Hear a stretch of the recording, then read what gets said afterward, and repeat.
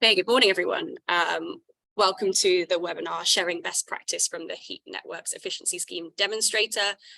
We'll give it a couple of minutes just before we get started to allow everyone to join. I can see the number of attendees just ticking up on my screen. So bear with us and we'll get going in a couple of minutes.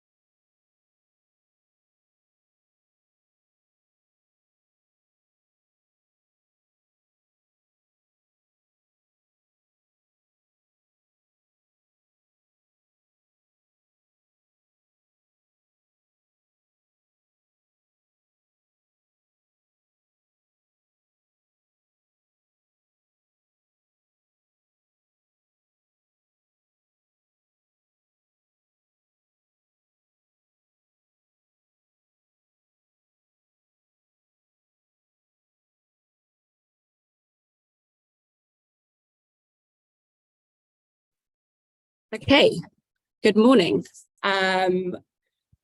Before we start, just a reminder that this webinar is being recorded. My name is Georgina Orso. I'm head of marketing at Guru Systems. Before I introduce our speakers today, I want to give a brief background on the event. I also want to flag that we're just waiting for Tom to join the link. There's been some technical difficulties, so I'm hopeful that he will be, Tom Naughton from FairHeat. I'm hopeful that he'll be with us by the time I'm through the introductions. But if not, we might have to do a little bit of last minute rejigging to make sure that there's some content for you this morning. Okay, so background to the event. The Heat Networks Efficiency Scheme is a £32 million grant funding scheme to improve the performance of existing heat networks. We'll hear a lot more about that later from Louise Singleton at Gemserv today. But what we wanted to raise is that it's important to know that this scheme, the HNES scheme, builds on the back of the HNES Demonstrator that ran in 2021 and 2022. And FairHeat and Guru Systems were both involved in a number of schemes as part of those demonstrators. Today, we wanted to share learnings from one of the case studies from that demonstrator project to help any organizations interested in applying for HNES funding with a bit of extra detail and background information. In terms of the order for today and who we've got speaking, first we'll hear from Tom Naughton, hopefully. Should be joining shortly. He's an associate at FairHeat. So FairHeat are a specialist consultancy that focus exclusively on quality assurance for heat networks and building performance. They've worked with they've worked directly on over 300 heat networks projects to date, and more recently have supported clients to secure funding for 32 optimization studies and 11 capital improvements projects as part of the HNES Demonstrator. So they've come with a wealth of information around the HNES scheme. Tom will be talking us through one of these projects today, a site in London called Mildmay. After that, we'll hear from Casey Cole, who's CEO at Guru Systems. Guru Systems captures data from nearly 300 heat networks in the UK, including capturing detailed heat network performance data so that heat network operators can spot problems on their networks and improve overall performance. Guru Systems technology was installed on 6 of the HNES demonstrator projects. And so today, Casey will be talking us through some of the data that was used to manage the improvement projects there that allowed FairHeat to then deliver the work that they did, and also covering how that performance data was used. Performance data was used to verify improvement works as they were going, and making sure that we stay on top of how the site performs over the long term. And after that, we'll hear from Louise Singleton, who is the HNES program manager at Gemserv. Gemserv lead the consortium appointed by the then BEIS, the now HNES, to deliver the Heat Networks Efficiency Scheme, and she'll be summarising the details, timelines and requirements for the overall HNES scheme. After we're done with presentations, we'll have time for a Q&A, so please do use the Q&A function or ask questions in the chat, and I will be picking them up and then putting them to our panelists after we've done with the presentations. Okay, so my presentation, well, my introduction is done, although I've just seen a message that's saying that we're still struggling to get Tom to join the call. So what I'm proposing, although it's slightly out of order, unless he's joining within the next sort of 1 minute or so, that maybe we start with Casey and then you can pick up, we can kind of go back in time. We can look at a bit of the data first and then go back to the case study. Awesome. Look, he just appeared. Oh, perfect. Thanks everyone for bearing with us. While I share my screen, hopefully that gives Tom enough time to get himself sorted, and then we can kick off. So give me a moment.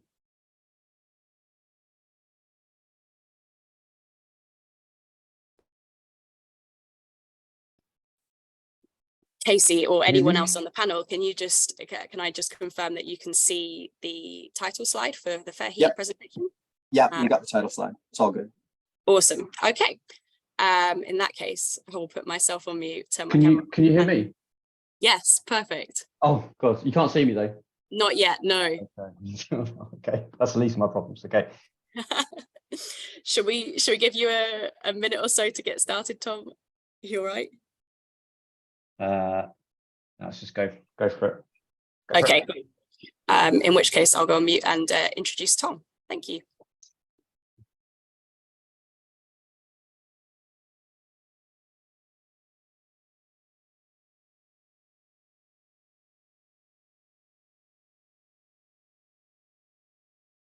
Hello.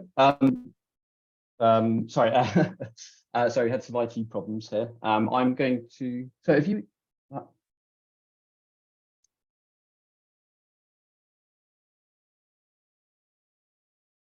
Tom, I'll be swapping your slides for you. So if you just give Excellent. me some direction about when you want me to change them, I can do that. And we can see you now. Excellent.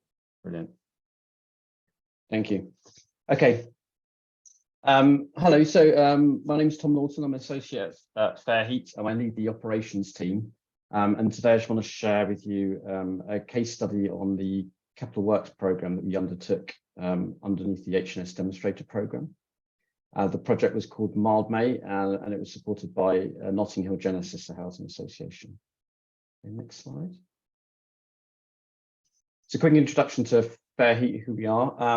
So we're a specialist consultancy just focusing on heat networks and quality assurance within heat networks. We have extensive experience. We have about 35 engineers now, about half a dozen chartered engineers, and we worked on over 300 heat networks. We cover all aspects of heat networks, for everything from energy strategy, from very beginning of project life, all the way through design reviews, refurbishments and end of life, and we'll be focusing more on the major refurbishment work today. We're also heavily engaged within industry itself, so we authored the UK HIU test regime, which looks to test HIUs in conditions that represent real life settings, so that we can understand how HIUs actually work when they're installed in real properties. We've contributed a lot extensively to the Code of Practice CP1, and we're also the lead technical author on the new HNES technical regulations, which will be coming out in 2024-2025. Regarding specifically HNES Demonstrator projects, so on the HNES Demonstrator and the preceding program called HNU, which was similar to HNES Demonstrator, we've secured funding and worked on 32 optimization studies and 11 capital improvement programs. The next slide. So as I said, today we're going to be talking specifically about Mildmay. So Mildmay is based in Shoreditch in East London. So it was constructed by Notting Hill Genesis in 2014. The first phase was completed in 2014. And it's a very typical London-based heat network, 139 residential connections. It also has a hospital and a church, so some sort of commercial type connections to the system. It's what you'd class as a district heating scheme. So even though it's developer-led and it's all owned and operated by Notting Hill Genesis, it consists of multiple blocks. So in the bottom right-hand corner, you can see the red square represents where the energy centre is, the plant room. but then there's a lot of distribution around the site to different buildings, to the hospital, church, and to actually different residential blocks within the development. Next slide, please. So our role on this project, we kind of did end to end. So we carried out an optimization study on the project. We put together, so that involved putting together a fully costed business case to Naughton Hill Genesis for several different options for improving the system performance and reliability. Once we decided on which of those options to go with, we then produced a detailed design of actually how to implement those improvement measures. And then we delivered the project. So as principal contractor, we then actually implemented and carried out the works on the site to improve the measures, improve the performance of the system, which we're just in the process of completing at the moment. I'll go through each of those in a little bit more detail, but so first of all, just next slide on optimization studies. So very high level quickly, our methodology. It's incredibly important. It's very structured optimization studies. So we go through, we set performance and reliability KPIs from the outset of the project with the heat network operator, with the client. We then go to site, do site audit, their review operation, take data where we can, speak to residents, speak to the O&M provider. We then gather data through metering systems and BMS where possible, and then analyze that data. We'll then build a model of the heat network and identify potential ways of improving the performance, and then model those improvement measures using that network, that modeled network. And that will then help us cost those works and produce a final financial model and business case back to the client. Next slide, please. So actually kind of coming on to the actual what we found out from this study. So split into three different sections. On the dwellings, we identified that they had issues with poor performance of a proportion of the HIUs. So there were two different types of HIUs installed on the site, and one performed a lot better than the other. There's also uninsulated pipework within the dwellings, and there was no metering system, so we weren't able to actually understand how the systems were performing, how each individual HIUs were performing. On the network side, there was in each of those blocks, they had a substation, so it was unnecessarily complex and complicated, and there were lots of points of failure. They also had bypasses installed in the system, and the pipework was oversized, meaning there was high heat losses from the network. And in the plant room, again, we found oversized equipment. Water quality was quite poor. The design, the original design, was very complex and didn't perform optimally. And there was inadequate controls of that system. To the next slide. So then, what impact that was actually having for the residents, because that's obviously what the whole point of this is about, to make the system work much better for the users. First of all, there's high cost of heat, so all those losses, heat losses, meant that more gas was having to be burnt in the boilers. Also meant the pumps, the electricity cost for the pumps was not inconsiderable, and it's definitely something that needs to be remembered when looking at the performance of these systems. So there's a high heat cost, but also high electricity cost for operating the system. This was leading to overheating in the dwellings and common areas, which is a common complaint at the site. The complexity of the system led to that poor system reliability at system level. So it's quite difficult to manage all those different networks of the substations, and at a dwelling level, the poor performing HIUs were causing issues within the dwellings, so within the residents' ability to control their heating and deliver their hot water. And there was frequent unplanned outages, again, due to that complexity of the system. Next slide.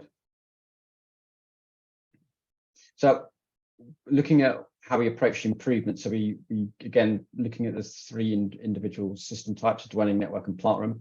In a dwelling, we looked to retrofit the poor performing HIUs and replace them with new high performing HIUs. We installed smart metering system in all the dwellings so that we could understand the performance, in which I'm sure Case will go into in greater detail in a minute. We also recommissioned the systems to make sure that they were working well and the residents were getting heating efficiently and in all their rooms. And then we also upgraded the insulation just within the pipework in the dwelling. On the network, we decommissioned all their substations and removed them. We installed better controls on the hospital and the church connections to make sure that they were operating well and weren't leading to poor performance in the system.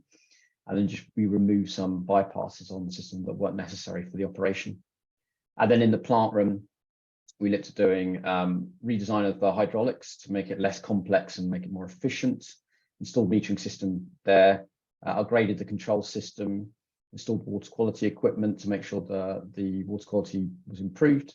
And then we decommissioned the CHP unit that was also there, which wasn't operating at the time.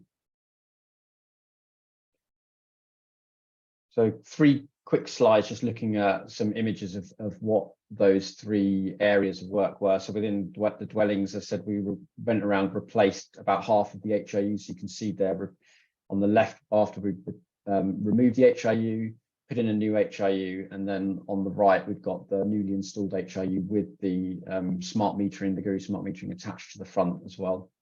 So that was along with recommissioning the system and then installation of the pipe work, that was the work that was carried out within the dwellings.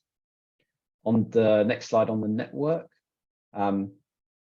not so much to show here because effectively we were removing stuff, so that the image on the left used to be a room full of equipment and we actually just removed it to reduce the complexity of the system. The middle image just shows bypasses that have been removed on the system. And on the right, we can see where we've installed 2 new control valves on the commercial connections to make sure that the system is operating more effectively. And then within the plant room, so on the next slide, we did some quite extensive hydraulic works. You can see where we've what we'd effectively called a low loss header, so just a very, very large pipe. We split that low loss header. We also, as you can see on the bottom right, upgraded the BMS system and the controls to make it a much more efficient operation. So next slide. So the effects of these works. So during the optimization study, before we carried out the works, we were seeing flow temperatures of around about 77 degrees, and return temperatures of about 68 degrees, so quite high temperatures on both the flow and return, and very little difference in temperature between them, which is usually an indicator of poor performance. And then you can see on the graph below, which is from the Guru pinpoint system. So this is a meter at one of the blocks, and you can see the blue line across. So this would have been for about 2 weeks ago. We took the snapshot. So the blue line at the top represents the flow temperature, which is now very stable, 65 degrees throughout the day. And then the green is the return temperature, which moves around depending on the demand on the system at the time. But we can see we're around about approximately 40 degrees. So we effectively turned something that was about an 80, 70 system to now a 65, 40 degree system. So that's the effects on the operating temperatures. And on the next slide, we can see that what that's all really about is that it's reduced the gas consumption.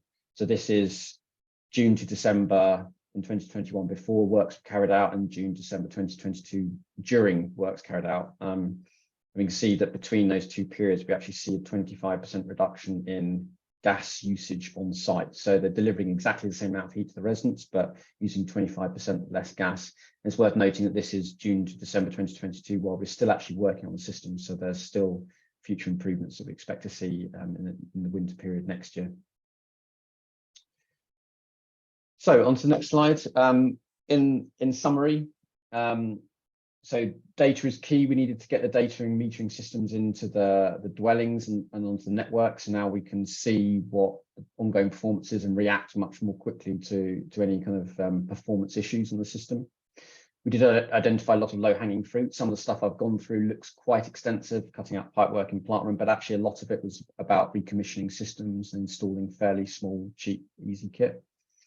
The easiest gains are within the dwellings. So again, back in the dwellings, the most important part of the network, and just doing some recommissioning of those systems, and a lot of the dwellings had a big impact. And from the last couple of slides, we've seen dropping those temperatures in the system. So even though the remit of the project wasn't to decarbonize and make the system ready for a heat pump or a low carbon heat network, low temperature heat network, we by dropping those temperatures, we have made the system now much more compatible with any kind of future low temperature systems. And the last one is just to not repeat those mistakes. So learn from those mistakes that were made on that site and the improvement measures. And I mean, particularly with Notting Hill Genesis now, we're working extensively feeding all these lessons back into their new developments that are coming through. And just one final slide. So that was the kind of conclusion of the ModMe.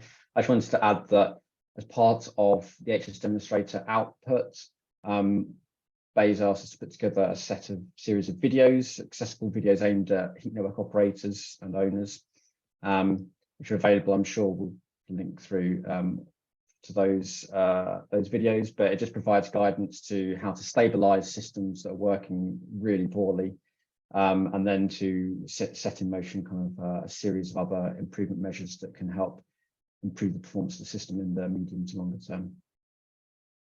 Okay, over to you, Georgina.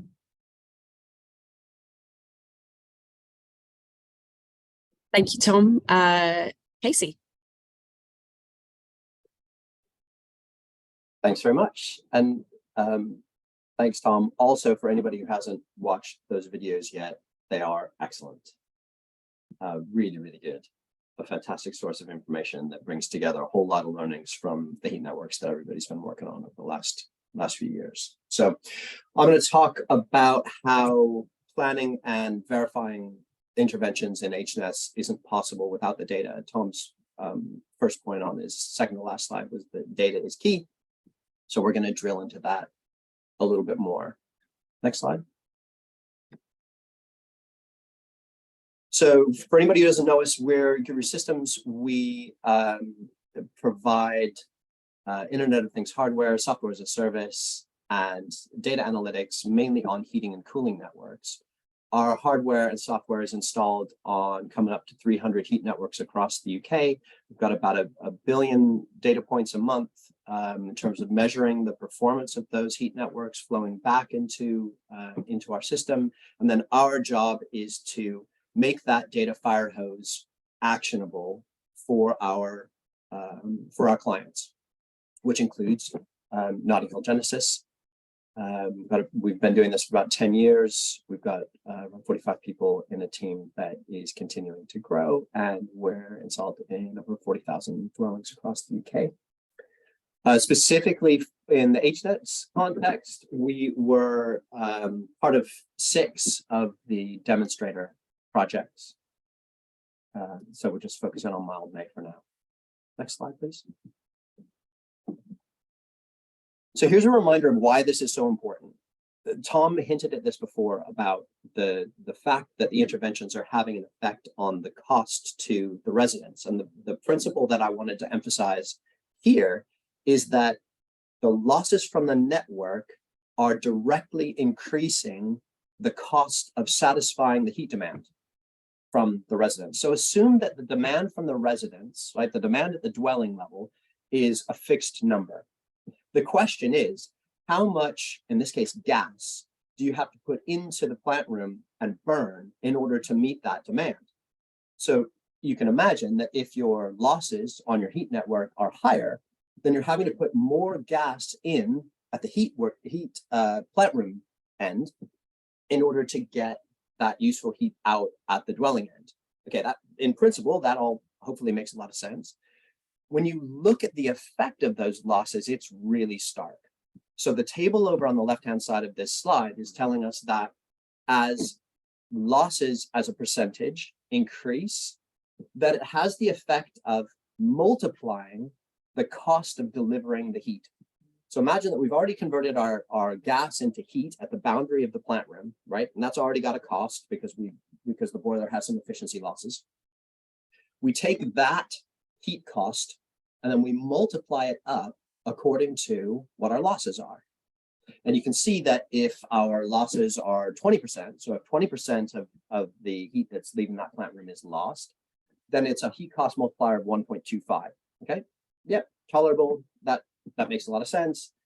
As those losses increase as a percentage, you start to get up into 2 times, 3 times heat cost multiplier. This is especially important right now because the cost of the gas coming into these systems has leapt up. And it's not just a matter of that cost leaping up. Now on inefficient networks, you're amplifying that price increase because of the losses on the network. So it's more important than ever that these heat networks are brought under control, that the heat losses are reduced because the impact on the residents is massive. Next slide, please. Oh, actually, one more point on that last slide. Can we just go back? This principle is now baked into the HNES main scheme because it's designed to prioritize support for residential heat networks where the customers are in need. And there's a definition, but it's things like fuel poverty and social housing, low-income housing, extra care, etc. So the HNES main scheme now takes this idea and makes it part of qualifying. Thanks. Okay, so what went in? Guru Hub 2 is the device on the left-hand side. So it's a device that goes on the wall. It's a touchscreen display for the resident. It's showing them sort of a real-time state of their account and their consumption at any given time. So they don't wait for a bill to come through in the post. They've got it live on their wall at all times, which is great for the resident. The software behind that is something called Guru Pay. That's what's shown on the laptop there.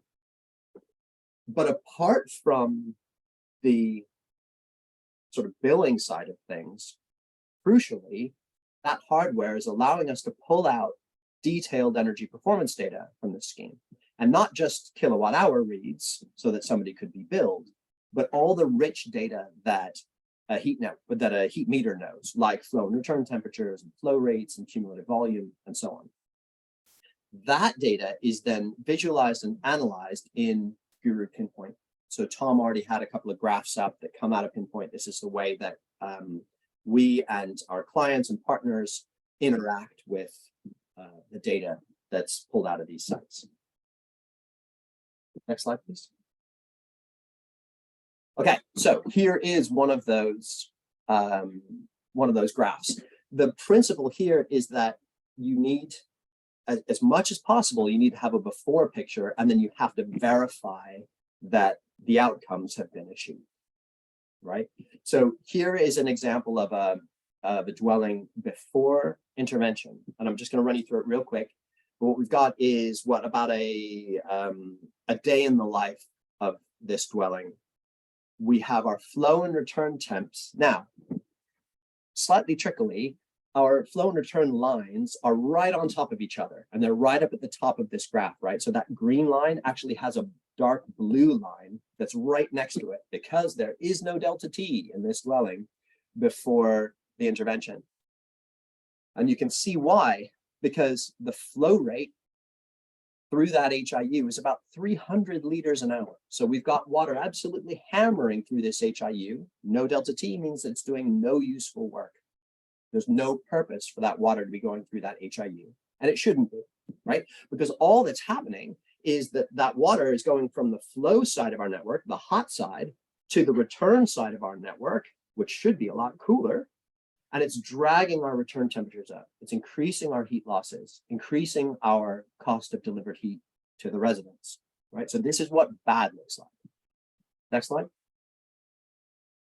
And this is what good looks like. So after intervention, what you want to see is that most of the time when the HIU isn't doing anything else, right, when it's in standby mode, that you've got a good low return temperature and probably a low flow rate through that HIU, maybe just enough to keep one of the plate heat exchangers warm and keep warm mode. In this case, we've got return temperatures, I think, of about 30, just over 30 degrees in standby mode. Brilliant.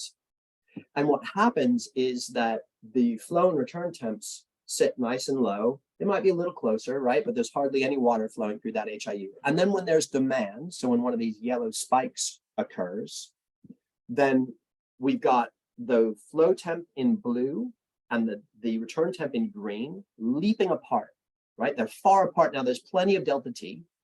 And what that's telling you is that the water that's flowing through that HIU is giving up loads of its thermal energy, right? It's doing useful work. We pumped it around that network for a reason. And the reason was so that it could hand over its thermal energy into the flat so that it could be used by the resident to heat hot water or space heating. The delta T is nice and big, and then it shrinks back down again, waiting for the next demand instance. So this is what good looks like. As a result of this, it means that this HAU is going to be contributing nice, cool water back to the return pipework, keeping our return temperatures down, keeping our cost of delivered heat down. So this is what we want to see. Next slide. And as a result, so this is all the dwellings, well, this is the all dwellings page on Pinpoint for Mildmay. And what we can see is that their volume weighted average return temperatures are really good. So these are sitting on average at 40 degrees or below. So as Tom was saying, the remediation has got this network to 6540, which is excellent. And you can see that here in the data. It's crucial that it's not just a matter of carrying out interventions and then sort of packing up and going home. It's important then that the site continues to be monitored, that you can watch what's happening to ensure that everything stays performing well. But super happy with the way that Mildmay has shaped up, and you can see it in this dashboard.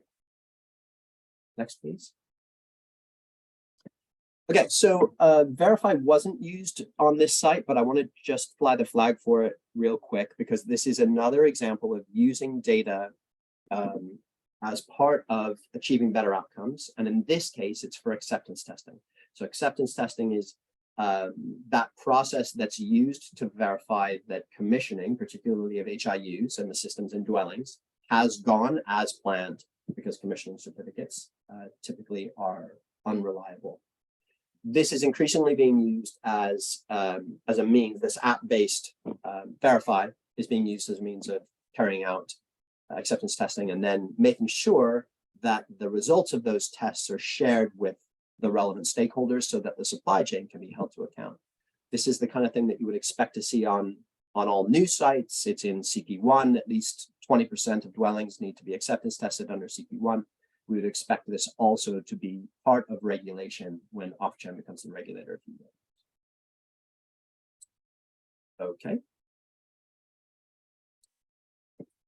I mentioned before about measuring things on an ongoing basis. It's not just about making sure that your network is working. There are other stakeholders who need to know, right? So in this case, there are requirements under HNES to continue to report how it's working. This idea of, and that's for 24 months of these KPIs. I won't go through them in detail, but of these KPIs that are listed below. This principle of measuring what's actually happening and then pulling together a data set and handing it off to a stakeholder is becoming increasingly prevalent. HNES is one example of that. The GLA's Be Seen policy now requires handing over data for 5 years after defects and liability to ensure that the heat network is doing what everybody promised during design and delivery. Ofgem, who will take the regulator's share probably in a couple of years' time, they will or are expected to also require the reporting of performance data. So it's no longer good enough to design a good network and cross your fingers. Now you've got to show that things are fulfilling that promise. Next slide, please. And here's why. Because if you don't continue to monitor, then you'll get degradation in performance. This is the delta T at a plant room. So this is the difference between the flow temperature and the return temperature at the plant room. And it's kind of like similar to the graph that Tom was showing before, where we had that lovely delta T between a 65-degree flow and a 40-degree return. If things are working well, then that delta T should be nice and big, like it is on the left-hand side of this graph. But what will tend to happen over time, if it's not monitored, that delta T in the system performance will degrade over time. Now, often that is as a result of, interestingly, maintenance visits. And we can talk a little bit about why maybe another time, but the principle is crucial. You've got to carry on watching, identify where your problems are, and then step in early to sort those problems out to keep performance from drifting.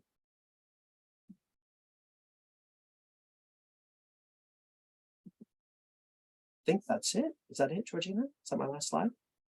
that was my last slide. Okay, so I'll pass over to HNES to talk about the main scheme. Thanks, Casey. Hi, everyone. My name is Louise Singleton. I'm the HNES Program Manager at Gemserv. So next slide, please. So obviously, you've just been hearing about a particular project that was awarded funding under the HNES Demonstrator. We've now launched the HNES sort of main scheme. And so this slide just gives you kind of the context of the other funding schemes that sit within the Heat Networks Transformation Programme. So we had the Heat Network Investment Project at the HNIP, and that was from 2018, and that was designed to build new heat networks, and that's been replaced now by the Green Heat Network Fund. So HNIP is now closed to any new applications, and GHNF is now open. And again, that's focusing on the construction of new heat networks, but also supporting the transition to low carbon heat sources. And then we've got the HNES Demonstrator and HNES, which are focusing on existing heat networks and improving the efficiency of those. And then at the bottom, we've got, as has been mentioned, heat network regulation, heat network zoning is coming forward as well. So these are kind of more kind of policy requirements that will be coming forward in the next couple of years. If we go on to the next slide. So Gemserv is really pleased to be appointed as the HNES delivery partner. We were involved in delivering the demonstrator as well with our partners Ramboll. So our role as Gemserv is for overall scheme delivery, supporting the management of the application process, running the monitoring and reporting requirements, and then communications and events. We have Ramboll as our technical partners who are doing the application assessment process. So within the HNES Demonstrator, we supported 110 projects to claim over £5 million in grant funding across both capital and revenue projects. So I'll talk about that in a bit more detail in a minute. And then for the scheme that's now live, we've also introduced Turner & Townsend and LuxNova into the team.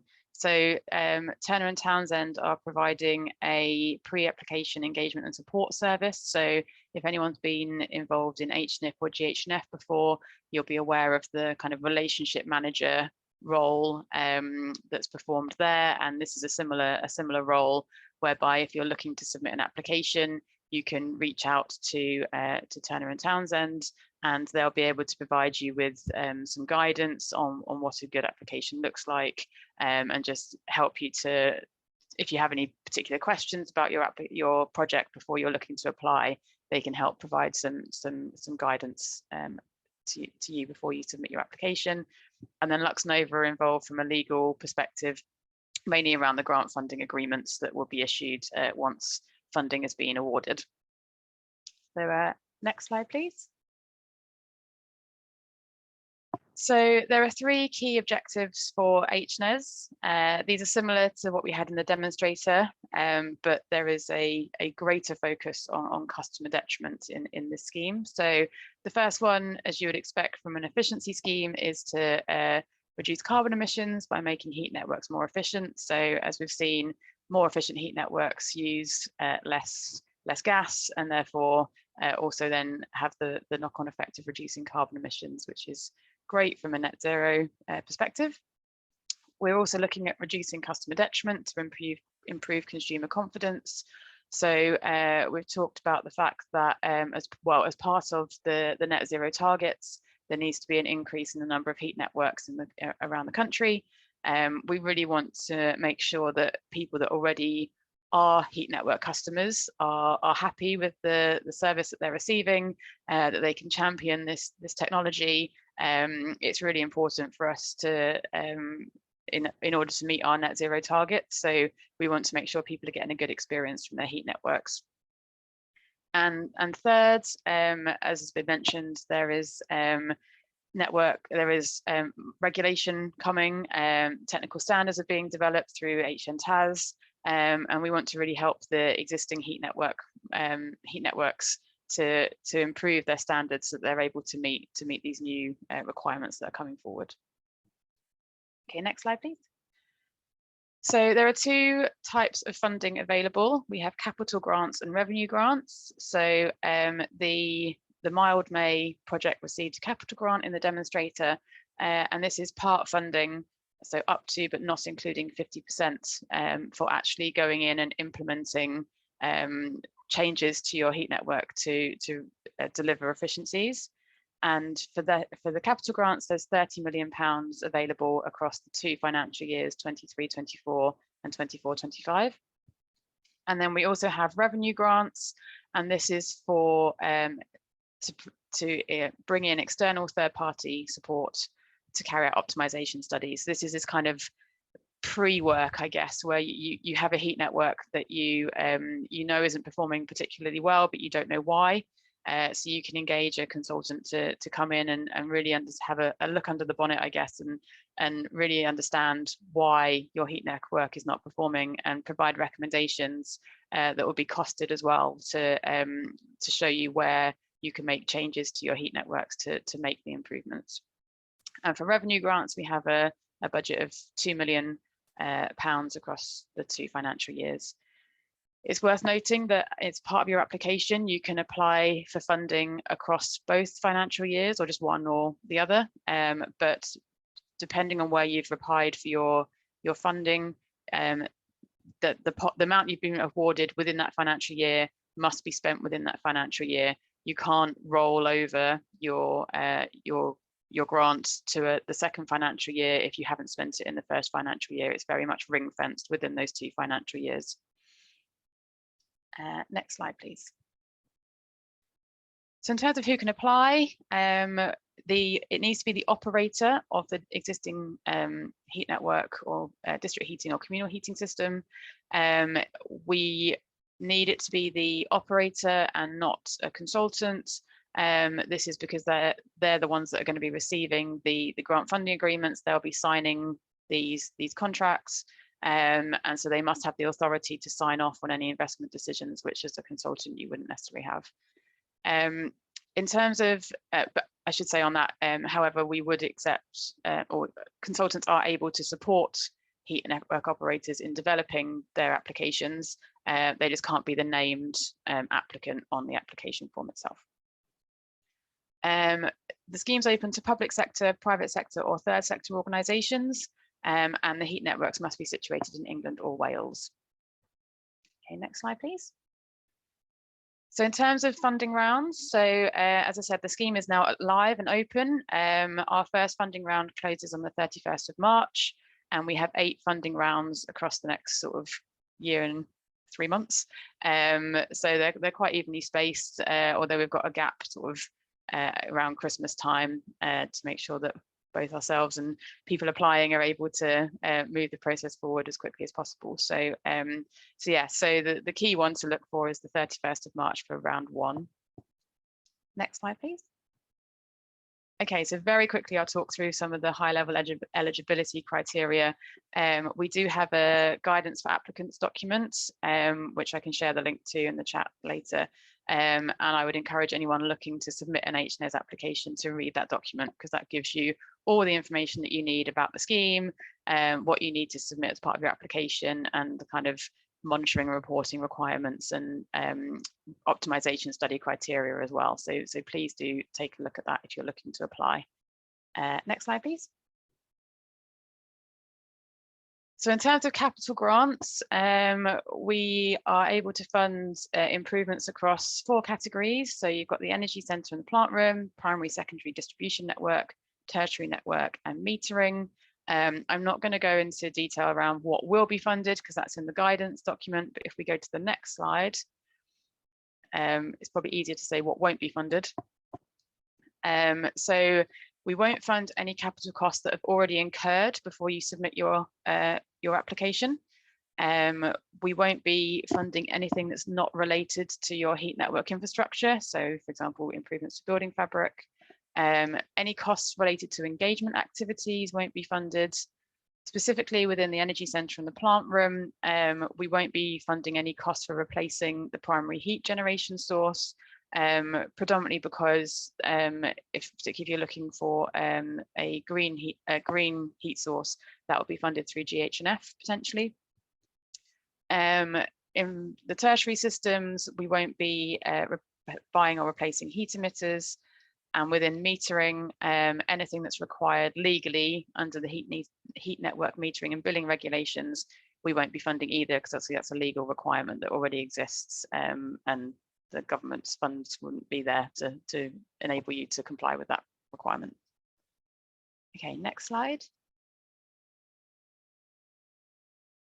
In terms of revenue grants, so these are optimization studies, and there's some detail there around what an optimization study needs to include, but essentially it's understanding how your heat network is performing now, identifying areas that, or measures that can be implemented to improve those the performance, and really quantifying the impacts that these improvements could have and the costs of implementing these, to come out with some recommendations of what would really work with your heat network to make it more efficient.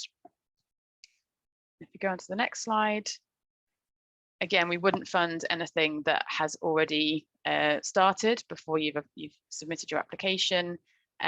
We won't be funding any internal staff costs, so for example around project management of your consultant, and we won't be funding anything to do with construction, operation and maintenance of a heat network. Again, there are other grants that exist out there, either capital grants within HNES or within GH&F. Go to the next slide. It's been touched on briefly that we do have monitoring and reporting requirements as part of your condition of your grant funding. So as your project is being delivered, we want to understand how it's progressing, any risks and issues that you have, and how you're planning to draw down the budget that you've been awarded. And that will be required on a monthly basis from both capital and revenue projects. And then on a capital project, we would also want quarterly updates on how you're performing against the benefits and KPIs. So as part of your application, you will highlight your areas of sub-performance, and you'll highlight the benefits that you anticipate the funding to realise. And then we want to be tracking your progress against those benefits.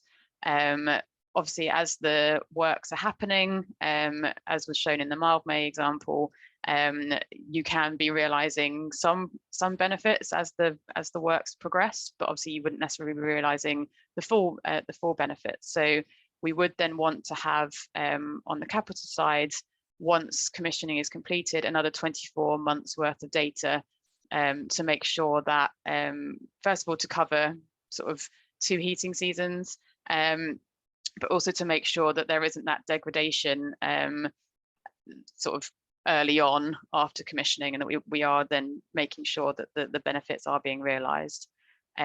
From a revenue perspective, once the optimization study has been submitted and signed off, then your M&R requirements stop. It's really, really important that these M&R returns are submitted to us, because we want to make sure that the benefits are being realized, and we can demonstrate that the aims of HNES are being met. And we also want to make sure that the grant funding will be spent within those financial years, as I mentioned before. Next slide, please. So just 4 things to remember. As I've said, the applicant must be the heat network operator, not the consultant, but consultants are able to support applicants in completing the application forms.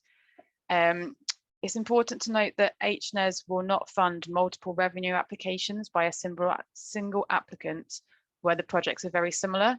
So we only have a sort of limited pot of money for revenue studies, optimization studies. So we want to make sure that we're getting the most benefit out of that. So if someone wants to submit, say, 10 applications for very similar heat networks, and you're essentially going to get the same outcome, what we would prefer to see is that maybe 1 or 2 studies are submitted, and those learnings are then shared within your own across your own heat networks, but also ideally through sessions like this, and through the the videos and guidance that is being published by the government to really help others to learn from the lessons that have been found through these studies. The third one is that work must start on a funded project within 3 months of signing the funding agreement. And that's just because we want to make sure that the work is starting as soon as possible and the benefits can be realised as soon as possible. And finally, as I said, there is the guidance for applicant documents. So please have a look at that if you are considering an application. All right, next slide. And yeah, next slide again. So just in terms of where you can find help and support, if you're interested in submitting an application, or you'd like to be added to our mailing list, for example, please email hnes@gemserv.com. If you'd like to make use of one of our relationship managers, then please email hnes.support.com and we can put them in touch with you there. And this has got the link to the videos that were mentioned earlier, but I think that's also been shared in the chat as well. So please do check those out as well. They're really useful. Next slide. So yeah, just a couple of key dates that are coming up.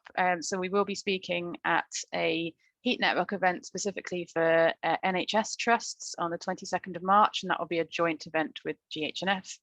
And again, just a reminder that the funding round 1 closing date is the 31st of March. Fab, I think that's everything from me. Yeah, perfect, thank you. Thank you, Louise, and thank you to Casey and Tom as well. I will stop sharing, and hopefully if all panelists can briefly turn their cameras on, we've got 5 minutes where we can take a few questions.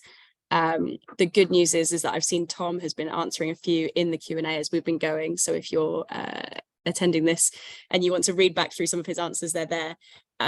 Louise, the first question I wanted to put to you, given you've just been speaking, we've got a question: is the funding split equally across the 8 rounds? So it's not been allocated in terms of funding rounds. It's been allocated in terms of financial years. So it is a competitive process, and it will depend on the number of applications we receive within the funding rounds as to how much funding is allocated. But yeah, it's kind of proportioned across the financial years rather than specific funding rounds. Great, thank you. And then we have a question slash comment that I'll just read out and see if maybe Casey or Tom want to chip in on. A attendee has said, I personally feel that smart heat networks with online monitoring coupled with properly specified equipment will massively support the longevity of heat networks. If a design is done properly, then this should make value engineering much more difficult, as all the principal stakeholders have been brought into the operation of the network. Anything that you would like to add to that? Sounds like we wrote it. I genuinely didn't write it. Shall I jump in, Tom? I'll jump in and then you go. The thing that we're trying to do here is not to, this isn't a question of just spending more money and getting a better heat. Right, we're not trying to hold people to some like minimum level of spend here. When we look at the work that FairHeat did on site and just how much complexity was stripped out of that heat network and all the cost that could have been saved in the initial project. So this isn't about, and I saw in the comments like about HIUs and is it necessary to spend more on HIUs? Well, there's a minimum standard. This is where the BISA test comes in. You need to understand what it is you're buying. It needs to be transparent in the contribution that it's going to make to the performance. And then the performance actually has to be verified. But that doesn't require necessarily for a more premium solution to be put in. Yeah, I think I would echo that as well. I think it's about knowledge as well. That's, as I put in another comment about the operation of HIUs. There's maybe not, historically there's always been you can replace like for like or something like that within contracts and within design and build contracts. And it's just understanding what that like for like really is as well. So making sure that everyone understands the implications of what sometimes what looks like might be a minor change of specification actually has huge implications throughout the system. So we've seen things where you might change an HIU, which then actually changes the pipe sizes you need on your network, which then actually changes the pumps that you need in the plant room, and it all kind of flows through. So everything's kind of quite connected. Thank you. A question, I think this one's for Louise. How would a university operating their own heat network meet the eligibility criteria given their lack of end users other than student accommodation? So they would still be eligible to apply. We're not saying you have to have particular customers or end users to benefit from the funding. That said, there is a criteria around customers in need. So that is something that we are keen to support. So any heat network that is that has as end users customers in need, and again the definition of that is in the guidance, we would look more favorably on when we're scoring. But we're not excluding anyone who doesn't have customers in need. There are other criteria as well that are being assessed. So it would become, like I say, it's a competitive process against other projects in that funding round. So you would be very welcome to apply, and yeah, it would be assessed based on how you meet all of the criteria, not just that customer in need definition. Thank you. We had two last questions from Meg and Owen, although I see Casey is typing an answer to one of them. So Tom, I'll put the question that was for you to you. Tom, do FairHeat do their own system upgrades in-house, or do you engage with MEP fit-out contractors? So we have our own delivery team, which is project managers, construction specialists, CDM, everything around the principal contractor route. The actual, so for example, the images you showed of the people literally removing pipe work in plant room and things like that, that would be done through, we have a selection of contractors that we work with, who would then, we'd effectively sub out the work through them, but deliver it through ourselves. Thank you. Okay, I think we're. Shall I just quickly just say it out loud? Yes, go for it. In response to Megan, the pinpoint, we try and get it into the hands of the people that need it at different stages in the project life cycle. So we have got main contractors, M&E subbies, and clients using pinpoint on delivery, and then typically the owners and also operators, if those are two separate entities in operation. Great, thank you. Okay, I think we're pretty much bang on 12 and we're out of questions. If you have a question that wasn't answered today that you'd still like to ask, please do just email in and I'll try and get it to the right person. Otherwise, the recording will be available via email. Yeah, thank you very much for your time this morning. Thanks, Tom, Casey and Louise as well. Appreciate it. Thank you. Thank you.